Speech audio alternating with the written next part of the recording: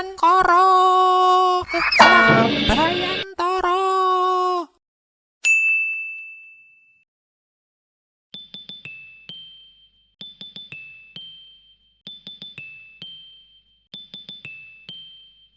Yan Bayan, apa kowe gak bosen piye ngowoh ning kene iki bendina?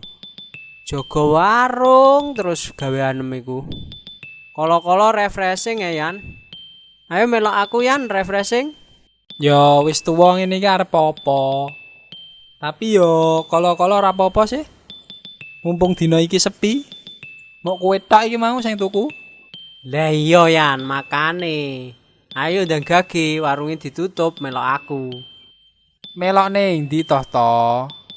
Kowe iku nggawa awakmu dhewe wae aber terus ngono kok. Ape ajak-ajak wong. Engko ndang nulari wong iku. Wis Yan, melu aku. Engko tak jamin happy engko iki dina iki.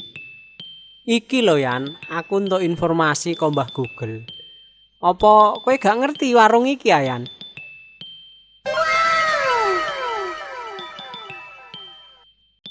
Lho, iya to? Aku kok lagi ngerti ya iki.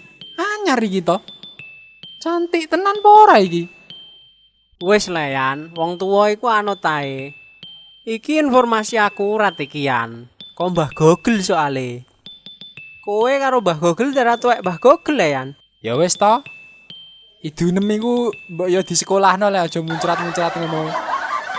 Ya wis Yan, nek ngono HP ku iki cekelakno ya. Soale iki petunjuk Yan. Ya gampang. Kowe fokus nyetir ae. Oke Yan, siap. Lanjut.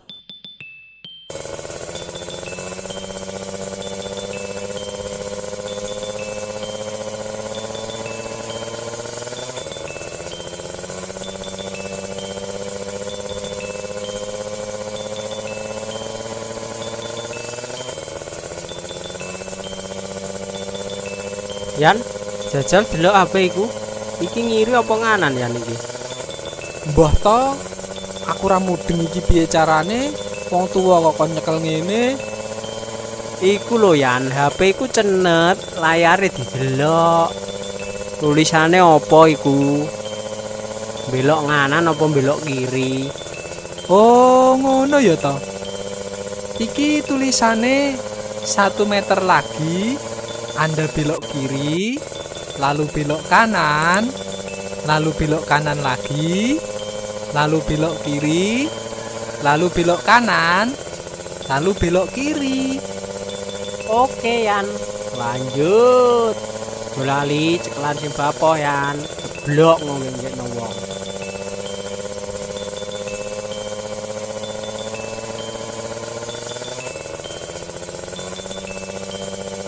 Lho, iki lak tok warungku neh to. Iki sing bento HP-ne apa wonge iki?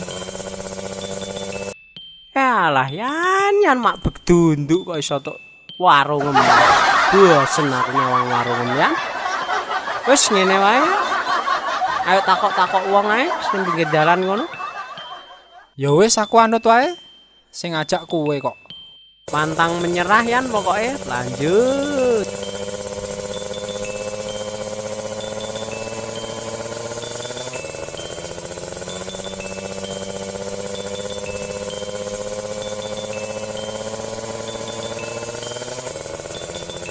Lho Yan, ketoke kok ana wong iku ngarep iku.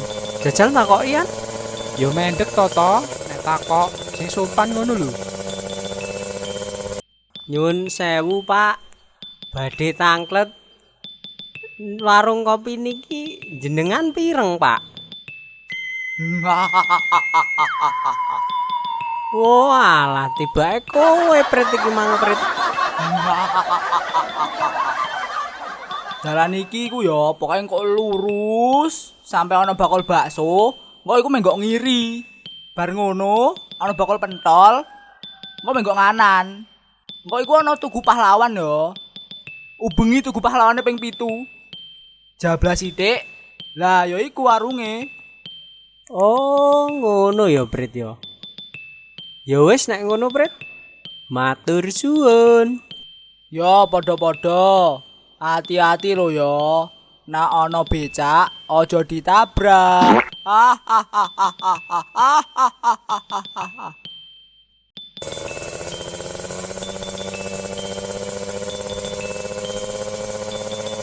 Wah, ya iki yan warunge yan, serang arah salah iki. Pucuk dicinta, ulam pun tiba. Ayo ndang medun yan. Lah ning kene nggone wae lho. Nyasar tok ndi-ndi. Iki bayare lho to. Aku lali ra nggo dhuwit mau. Alah gampang yan iku yan. Wis to, tenang wae. Ndang kono pesen apa kowe apenan? Kowe sik le to sing pesen. Wong tuwa ngguri wae. Kowe sing duwe dhuwit kok. Alah yan gayam isin barang. Ya wis, aku tak pesen sik. Mbak. Pesen kopi, Mbak. Siji, Mbak. Sing manis ya. Kayak Mbak E iku lho.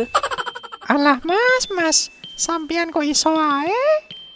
Enteni yo mas, tak gawekno sedelo. Gaya nem toto. Anggetem ape njaluk nomor WA wae kok basa-basi. Wis to yan. Wong tuwa iku meneng ae. Gak usah melok urusane cah enom. Ya Mbak ya. Dek. Wis suwe Dek oleh warungan tok kene iki.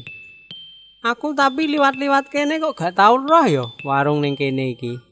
Apa to mas, sampean kok genit karo aku? Iki kan kenyataan trae Mbak Ayu. Ih, masnya genit deh. Wes mas, iki lo kopine wis dadi. Waduh, Yan, ayo mirian. Bencong Yan tiba Yan. Gaspol yo Yan, keceklan sing bapu. Kapok aku tuh, kapok.